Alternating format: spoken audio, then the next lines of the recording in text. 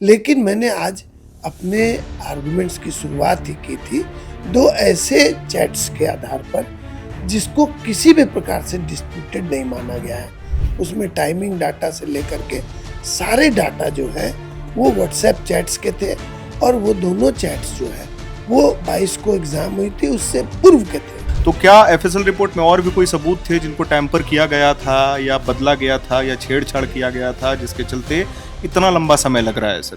देखिए, मैं बताऊं, इसमें सरकार या जेएसएससी या सीआईडी की मंशा पे मुझे काफी संदेह होता है। तो इसका जिम्मेदार सीधे राज्य सरकार या बिल्कुल बिल्कुल जो 3 लाख छात्र हैं जो इस एग्जाम से प्रभावित हुए हैं, उनका ये मानना है कि ये जानबूझ करके ऐसा कुछ किया गया, अन्यथा एफआईआर लॉन्च नहीं क्यों किया गया। जेएसएससी सीजीएल ये शब्द हमेशा सुर्खियों में रहता है और इसी को मद्देनजर रखते हुए आज यानी कि 17 सितंबर को हाई कोर्ट में जेएसएससी सीजीएल को लेकर के 2 घंटे से भी ज्यादा बहस हुई है। क्या कुछ अपडेट आया है इस मामले में, क्या क्या होने वाला है, आज हम बात करेंगे माननीय हाई कोर्ट के सीनियर एडवोकेट अजीत कुमार जी से। सर, सबसे पहले तो ये बताइए, ये मामला जो चल रहा था आज क्या कुछ बात हुई है और हाई कोर्ट ने क्या क्या संज्ञान लिया है इस विषय पे? देखिए, ये मैटर काफ़ी पहले से चल रहा है। जहाँ तक मुझे याद है, ये अक्टूबर 2024 में ये मैटर जो है फाइल किया गया था एज ए पीआईएल। 1000 अभ्यर्थियों की ओर से अनदर रिट पिटिशन फाइल की गई थी बाद में। इन दोनों मामलों की सुनवाई लंबे समय से चल रही है। 18th ऑफ दिसंबर संभवतः 2024 की वो डेट है जब माननीय न्यायालय ने पहला महत्वपूर्ण आदेश इस मामले में पारित किया था और जो है इस परीक्षा के फाइनल रिजल्ट पे रोक लगाई गई थी। तब से कई एक डेट्स को ये मामला आया है न्यायालय के सामने में और अ, सरकार के द्वारा, सीआईडी के द्वारा जो इन्वेस्टिगेशन हो रहे हैं उसके अपडेट्स भी दिए गए हैं। इसी मामले में कुछ एक ऐसे छात्र जो सेलेक्ट लिस्ट में सेलेक्टेड डिक्लेयर किए गए हैं, उनकी ओर से इंटरवीनर एप्लीकेशन फाइल की गई है और राज्य सरकार के द्वारा भी एक एफिडेविट फाइल की गई है और ये आग्रह किया गया है कि स्टे जो है वो इस मामले में जो दिया हुआ है उसे वेकेट करना चाहिए और न्यायालय से इसी प्रकार का एक रिक्वेस्ट किया गया है। इस मामले की सुनवाई कल विस्तृत तौर पे हुई थी। इंटरवेनर की ओर से पास किया गया। लंदन एडवोकेट जनरल भी न्यायालय में सरकार का पक्ष कल रखे थे और काफ़ी लंबी बहस कल हुई थी और आग्रह किया गया था कि स्टे वेकेट कर दिया जाए। उसी मामले की सुनवाई आज हुई जब मुझे छात्रों की ओर से अपना पक्ष रखना था। कल कुछ एक डाउट्स रेज किए गए थे कि 4 जो मोबाइल डिवाइसेस सबमिट किए गए हैं जो एफएसएल ने एग्जामिन किया है उसके जो टाइमिंग डाटा है वो उपलब्ध नहीं हो पा रहे हैं। इस वजह से कुछ भी स्पष्ट नहीं होता है। इसके अलावा ये जो एफएसएल के रिपोर्ट्स में आया है कि मोबाइल डिवाइसेस के मेटा डाटा में कोई छेड़छाड़ नहीं की गई है, कोई टेम्परिंग नहीं की गई है, तो भी राज्य सरकार की ओर से ये कहा गया था कल कि मेटा डाटा में कोई छेड़छाड़ ना भी हो तो टाइमिंग का इशू तो भी रह जाता है क्योंकि जो टाइमिंग का जो लॉग है वो उपलब्ध नहीं हुआ है। सर, कुछ व्हाट्सएप चैट्स का जिक्र हो रहा था एफएसएल रिपोर्ट में। हाँ, मैं बता रहा हूँ। तो आज जब मेरी ओर से अभ्यर्थियों का पक्ष रखा जाना था तो मैंने न्यायालय को स्पष्ट तौर पे बताया कि जहाँ तक 4 मोबाइल डिवाइसेस का सवाल है उसके बारे में जो भी प्रश्न उठाया गया है वो सरासर गलत है। लेकिन मैंने आज अपने आर्गुमेंट्स की शुरुआत ही की थी दो ऐसे चैट्स के आधार पर जिसको किसी भी प्रकार से डिस्प्यूटेड नहीं माना गया है। उसमें टाइमिंग डाटा से लेकर के सारे डाटा जो है वो व्हाट्सएप चैट्स के थे, और वो दोनों चैट्स जो है वो 22 को एग्जाम हुई थी उससे पूर्व के थे। तो इन दोनों एविडेंसेस जो हैं उसके आधार पर और एफएसएल की रिपोर्ट के फाइंडिंग्स के आधार पर मैंने अभ्यर्थियों की ओर से पक्ष रखते हुए कहा कि जब पद सिर्फ 2023 हैं तो उतना व्यापक लीक, जैसा कि आमतौर पे मैट्रिकुलेशन के एग्ज़ाम में या मेडिकल के एग्ज़ाम में जहाँ लाखों सीटें होती हैं, उतना व्यापक जो है लीकेज ऐसे मामलों में नहीं मिलेगा, क्योंकि पद और वैकेंसीज जो है वो लगभग 2300 है। तो 2300 वैकेंसीज को अगर मैनिपुलेट करना चाहते हैं तो लीकेज जो होगी क्वेश्चन पेपर्स की वो बहुत सीमित होगी, और 4, 5 या 6 या 9 डिवाइसेस में इस तरह के जो चैट्स मिले हैं वो काफ़ी पर्याप्त है, क्योंकि 2000, 2022, 23 2300 लोगों तक जो है वो लीक्ड पेपर पहुंचाया जाना या वैसे छात्रों को ट्यूटर करना आंसर से बहुत आसान है। तो जिस वाइड स्प्रेड या सिस्टमेटिक ऑर्गेनाइज्ड लीकेज के बारे में आपत्तियां की जा रही थी, मैंने आज एक्सप्लेन किया कि वास्तव में ये सफिशिएंटली वाइड स्प्रेड और वेल ऑर्गेनाइज्ड और सिस्टमेटिक पेपर लीक हुआ, क्योंकि पदें जो हैं या वैकेंसीज है वो सिर्फ 22-2300 है। सर, तो आपने कहा कि जो व्हाट्सएप का चैट था, 2 व्हाट्सएप चैट था स्पेसिफिकली जो एकदम स्पेसिफिक एकदम प्रूफ के साथ था।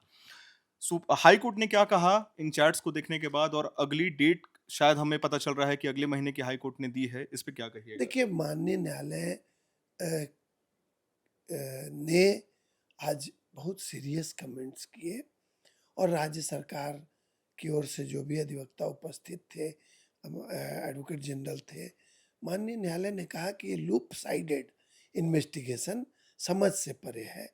जब इतने सारे एविडेंसेस हैं, एफएसएल रिपोर्ट ये बता रही है कि एटलीस्ट व्हाट्सएप चैट्स के जो एविडेंसेस हैं वो नॉन टेम्पर्ड हैं किसी भी प्रकार से, तो उन एविडेंसेस के फर्दरेंस में प्रॉपर इन्वेस्टिगेशन क्यों नहीं की गई, और यदि लूप साइडेड इन्वेस्टिगेशन की जा रही है तो ये सरासर सही नहीं है। माननीय न्यायालय ने आज स्टे मॉडिफाई करने के लिए या स्टे वेकेट करने के लिए मना किया, और अपने आदेश में ये स्पष्ट तौर पे कहा है माननीय न्यायालय ने कि अभी स्टे वेकेट करने की या प्रीवियस ऑर्डर को मॉडिफाई करने की वर्तमान में जो है वो न्यायालय जो है उसको नहीं बदलना चाहती है, और जो प्रार्थना की गई थी वादियों की ओर से उसको आज खारिज किया, प्रतिवादियों की ओर से सरकार की ओर से उसे खारिज किया गया वर्तमान के लिए, और इस मामले की फर्दर सुनवाई के लिए 15 अक्टूबर की तिथि डिसाइड की गई। एक अंतिम क्वेश्चन सर आपसे लेना चाहेंगे। आपने कहा कि जो व्हाट्सएप चैट है वो नॉन टेम्पर्ड है एफएसएल रिपोर्ट का। तो क्या एफएसएल रिपोर्ट में और भी कोई सबूत थे जिनको टैम्पर किया गया था या बदला गया था या छेड़छाड़ किया गया था जिसके चलते इतना लंबा समय लग रहा है सर? देखिए, मैं बताऊं, इसमें सरकार या जेएसएससी या सीआईडी की मंशा पे मुझे काफी संदेह होता है। यदि जो 2 व्हाट्सएप चैट्स हैं वो नॉन टेम्पर्ड हैं और उससे मिलते जुलते क्वेश्चंस या आंसर्स अन्य डिवाइसेस में भी मिले हैं जिसके बारे में अननेसेसरी विवाद किया जा रहा है, तो कोरोबरेशन तो सारे एविडेंसेस का हो ही जाता है। दूसरी एक महत्वपूर्ण बात यह है कि ये जो एविडेंसेस से टाइमिंग डाटा अगर डिलीट हुआ है तो इसका जिम्मेवार आखिर है कौन? मतलब इसका जिम्मेदार सीधे राज्य सरकार या उस बिल्कुल, बिल्कुल, क्योंकि 29/9/2024 को एक ऑनलाइन एफआईआर की गई। प्रारंभ में तो एफआईआर ही रजिस्टर नहीं की गई एक लंबे समय तक। अंततः बाद में न्यायालय को इंटरफेयर करना पड़ा। जेएसएससी ने अपनी एफिडेविट में जो शुरुआत में इन्होंने फाइल की, पहले ही से कह दिया था कि कोई लीकेज नहीं है। उन्होंने सारे विषयों को डाउट करके बता दिया था न्यायालय को। न्यायालय ने जब मैटर में आदेश पारित किया और इन्वेस्टिगेशन के लिए एफआईआर दर्ज किए जाने का डायरेक्शन दिया, तब ये एफआईआर ही दर्ज हुई है 18 दिसंबर 2024 के बाद। उसके तुरंत बाद भी सारे मोबाइल डिवाइसेस ले लिए जाने चाहिए थे।